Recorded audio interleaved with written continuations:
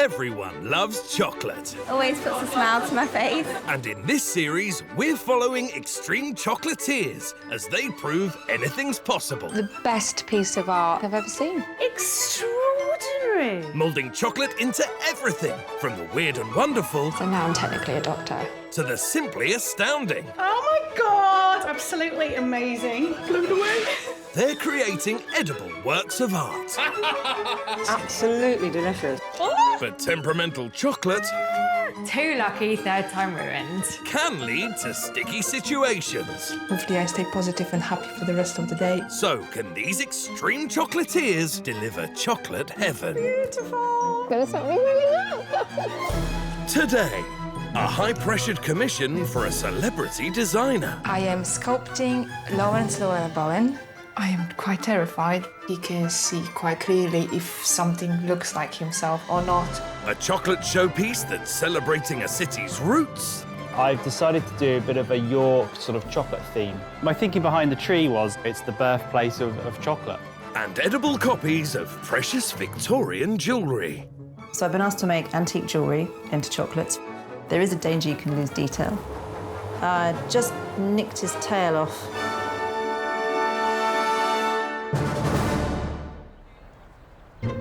In Cirencester is Aggie Dadan, chocolatier to the stars. Her latest commission is for an interior designer and presenter known for his unique style. I am sculpting Lawrence Llewellyn Bowen. We know that how flamboyant and bright and happy person he is, so I have to make sure that this sculpture resembles his character. It's been commissioned by wife Jackie to celebrate Lawrence's return from working in Australia. If there's any opportunity to throw a bit of a party, open a bottle of fizz and generally celebrate life, that's what we do. And, you know, I said it would be quite fun if she could bring in something that's represented Australia. I am very excited. I have no doubt that Aggie's chocolate sculpture of Lawrence will be flamboyant. There will be a chocolate frame behind him. I'm gonna make this very colourful, and because he's coming back from Australia, I'm adding a little koala, a little bugs, and lots of flowers because it's spring. Aggie's creating an almost life-size bust of Lawrence cuddling a koala. The foundation will be made from chocolate sponge. The features carved from modelling chocolate, then hand-painted in edible paint. But sculpting Lawrence's distinct features will be tricky. The whole structure is a massive challenge. Just to capture his likeness, his floaty hair and his facial hair is going to be really tricky.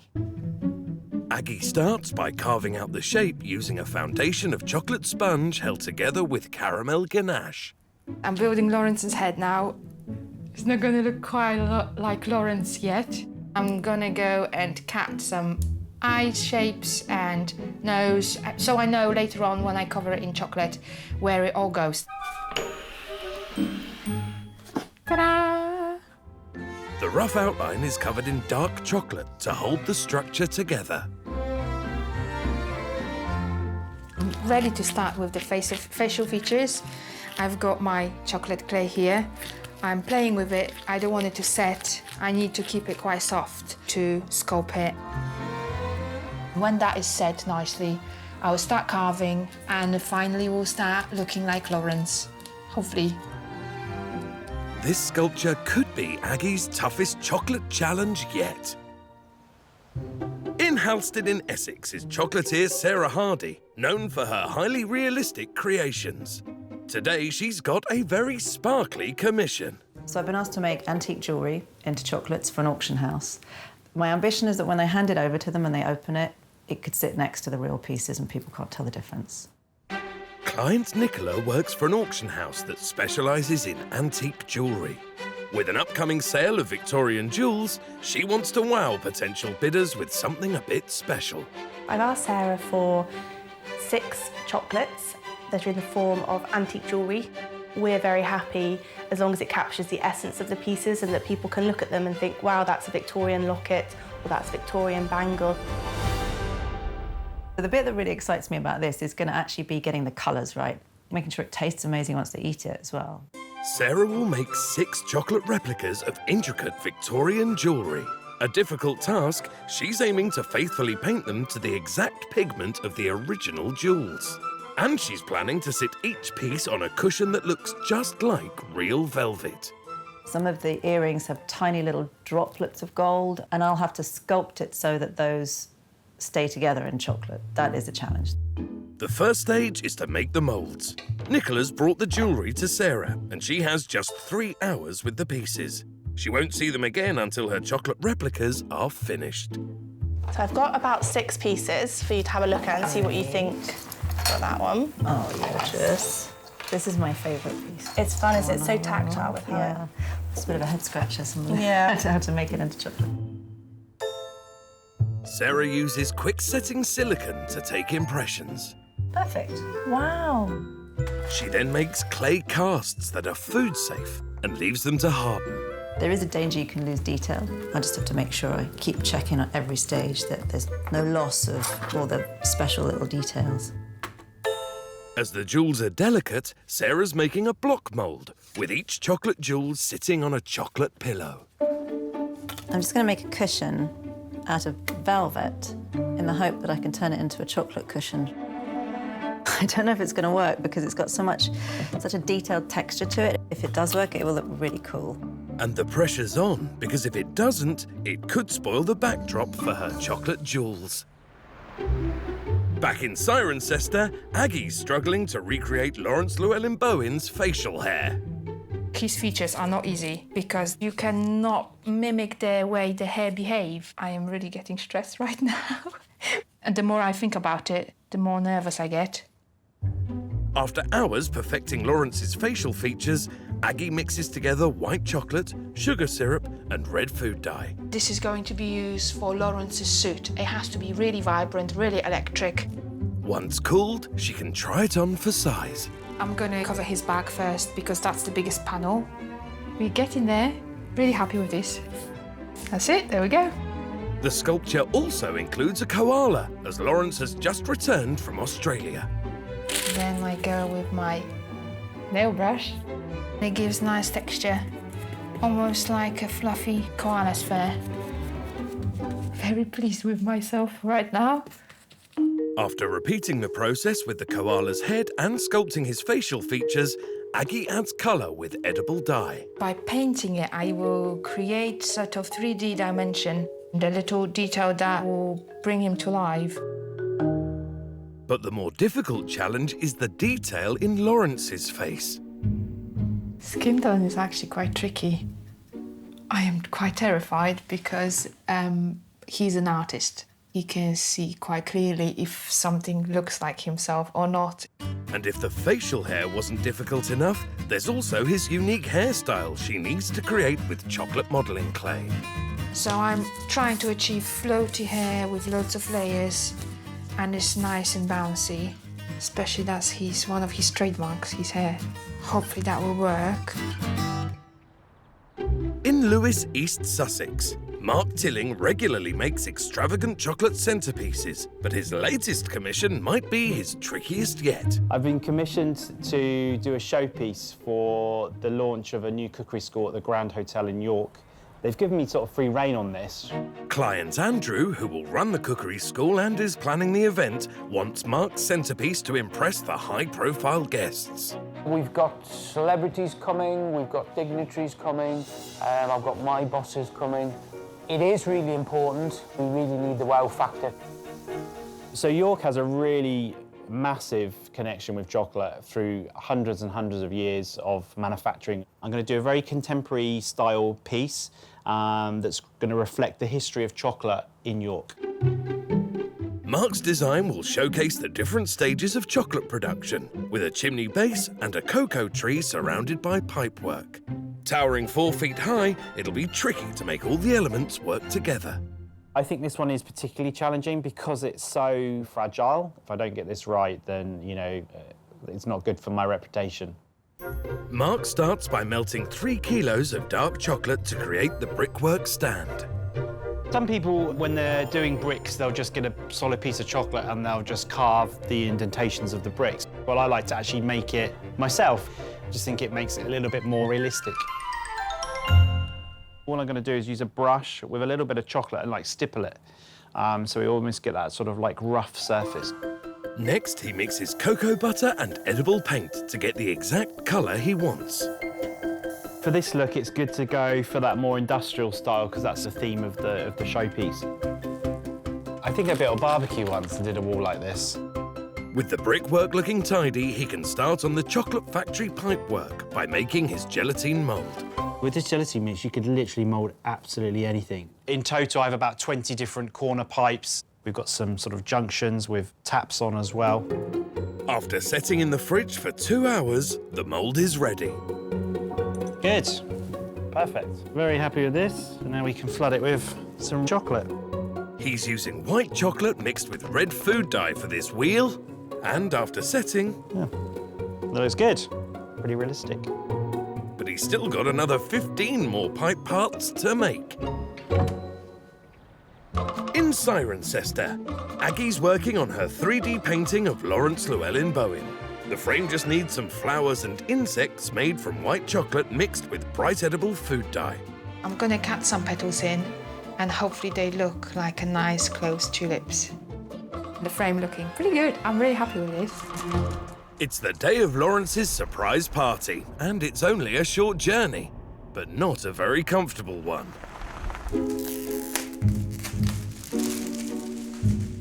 Yes, we're good. The flowers still attached. I'm really happy. Aggie's sculpture of Lawrence Llewellyn Bowen cuddling a koala is made with a foundation of chocolate sponge, then hand-sculpted out of white modelling chocolate and skillfully painted to create the fine details. It's framed with brightly coloured flowers and insects, and every single element is edible. OK, the moment of truth. Time to show Lawrence's wife, Jackie. Ready? Yes, open your eyes. Oh my God! Do you like it? That is extraordinary. How on earth do you do that? Thank you. It's uncanny.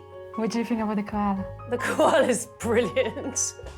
You've really captured him, you know. Oh, you're so clever. Thank you very much. That's amazing. Aggie has more than met the brief.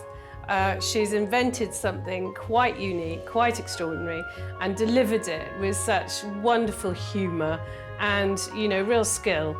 So I think it's the absolute package. Jackie's delighted, and now she can show the man himself. Keep walking forward, towards me, towards me. So in your own time, open your eyes. That is just incredible. I'm absolutely delighted with that. Thank you so much. I mean, you know, if you'd actually told me that this is what 30 years of marriage would bring, it would have been nice to know that there was something to look forward to. Lawrence's reaction was amazing. I could not wish for better. Here we go. Let's see if it tastes as good as it looks. It was almost a shame to take a bite out of it, you know, but I'm glad I did because it was quite yummy. To be able to capture my particular beauty through the medium of chocolate is not easy. I think she's basically kind of started a whole new chocolate renaissance. Coming up, it's trial and error for Sarah's velvet cushions. Well, I've just tried painting in green and I don't think it looks very nice. Thinking face. I don't know what the answer is. And Mark turns plumber for some tricky pipework. It's really important that we get the right size so it all fits in one square. If it's not, it's going to be very wonky.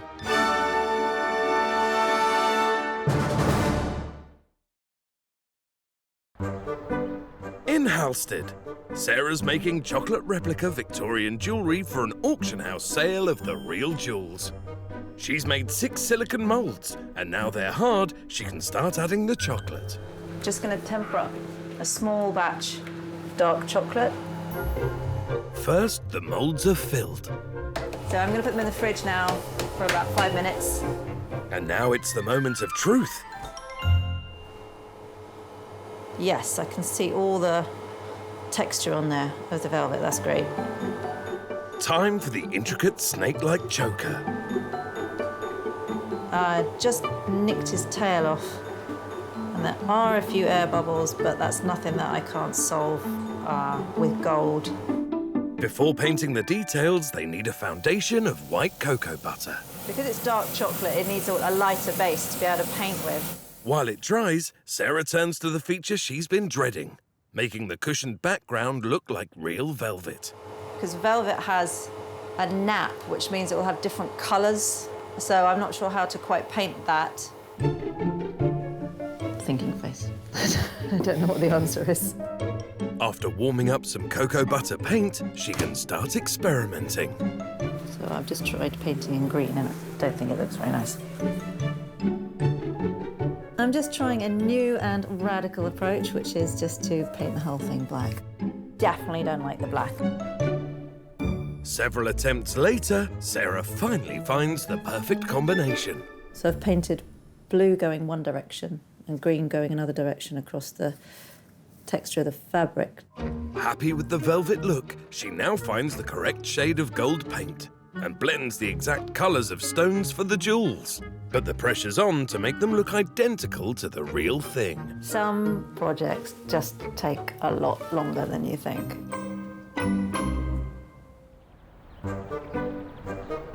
In Lewes, East Sussex, Mark is sculpting a centrepiece for the launch of a cookery school in York. His next job is fitting all the fiddly chocolate pipework together. They're going to go round the top of our brickwork. It's really important that we get the right size so it all fits in one square. If it's not, it's going to be very wonky. So we're going to use a little bit of tempered chocolate and also a little bit of heat, and we'll stick these to each other. He uses cocoa butter mixed with edible luster powder for an industrial look. That's the first bit of copper piping finished, but there's plenty more to do. The central feature of the sculpture is a cocoa bean tree. My thinking behind the tree was it's the birthplace of chocolate. Mark's using 2 heavy blocks of chocolate to keep the trunk upright and securely in place. Perfect fit. So now I can get it all stuck down and then we can start building the tree. Mark blends chocolate buttons to a clay consistency and moulds to make the tree bark. Before I do any more to the tree, I've got a little surprise for the showpiece. I've got a pipe that I'm going to put out through the tree and we're going to mould it inside the tree to the 3 chimneys, and that's when our smoke's going to come out the top. After painting the tree trunk with edible paint, he leaves it to dry and turns his attention back to those copper pipes. You can see it's all stick together. This is one of the most important bits. There are delicate parts on this that obviously can break off. As the sculpture is 4 feet tall, Mark will deliver it in 3 sections, but he has a nerve-wracking assembly ahead of him. 120 miles away in Essex, Sarah's burning the midnight oil to finish her chocolate replicas of Victorian jewellery. I'm happy with them now, and I just have to give them some confectioner's glaze to finish them off. Next morning, Sarah arrives in central London and gets the jewels ready to show client Nicola. I'm pleased with the way the chocolate looks. I just really hope that I've done it justice. 6 precious Victorian jewels have been accurately moulded in chocolate and painted to show every detail of the originals. They sit proudly on chocolate velvet cushions that capture the texture of the material itself. Time to show client Nicola. Really Really hope you like exciting. them. Oh, wow. That is amazing. I had no idea that you could make something look so realistic in chocolate, even with the little velvety backing. Yeah, the velvet was actually quite a technical Really? challenge. Yeah. Really pleased you like it. It's brilliant, Sarah. They look great. Sarah's made an extra jewel so Nicola can have a taste. Delicious. You're really, right. really good. Absolutely delicious. Nicola's reaction was really good. Yeah, she's really happy, and that makes me happy. The pieces that we've looked at are going to auction today, and hopefully they sell, and then we'll have the chocolate jewellery on view as well. 700 is the opening bid. The bidders are gathering and the replica chocolates are taking pride of place while the real jewels go under the hammer. If anybody thinks they're getting the chocolate to go with it, they're in for disappointment. I'm eating it. Back in Lewes, Mark is making some extra chocolates to go with his centrepiece. This is ruby chocolate. It's all coming naturally from the ruby cocoa beans. It's nothing like milk, it's nothing like white chocolate. It's very much in between. While they're setting, Mark puts the last details on the sculpture with green leaves and cocoa pods to hang from the tree. He's then ready to carefully pack all the sections for delivery to York. This is the furthest I've ever gone, I think, with the showpiece. Yeah, I'm not looking forward to it too much. 280 miles and several cobbled streets later, Mark arrives in York. At the moment, it looks OK. After a quick check, he assembles his sculpture for the first time. I am really, really pleased on how it looks. Hopefully, he's going to really like it, but you never can tell. Standing 4 feet tall, Mark's celebration of York's chocolate history weighs 10 kilos. A central cocoa tree is fitted into a brickwork and copper pipe stand, symbolising the chocolate factories, with the added drama of a chimney billowing smoke. Time to show cookery school manager Andrew. Look at that. Phenomenal, absolutely phenomenal. Okay. Yeah. Good. Amazing. Speechless. I think our guests will be blown away by this. It's absolutely fantastic. Oh, the reaction was great. Like, I don't think it could have been even better. I think Andrew really, really loved it. Now to taste those ruby chocolates. Cracking flavour. Love Thank it. you. Love it. I'm blown away, to be honest with you. Thank you. Absolutely fantastic. Oh, I've got one more thing to show you. All right, OK. It's not a bill, is it? Look at that. That's York. You know, That's that York, fits, yeah. that fits right in with York. Thank you, know. thank you. You know, absolutely phenomenal. Thank you very much, Mark. Thank you. I'm blown Thank away you. by it. Thank you. Cheers, thank you very much. The guests are arriving, and it's time for them to have a taste too. Excellent. It's incredible. There's a lot of detail. I'd have a go at making an Easter egg, but I don't think I'd ever aspire to doing that. I am really pleased with the outcome. I think it's one of the best pieces I've ever done. All the guests love Mark's creation. They've all been raving about his chocolate as well. It's been fantastic.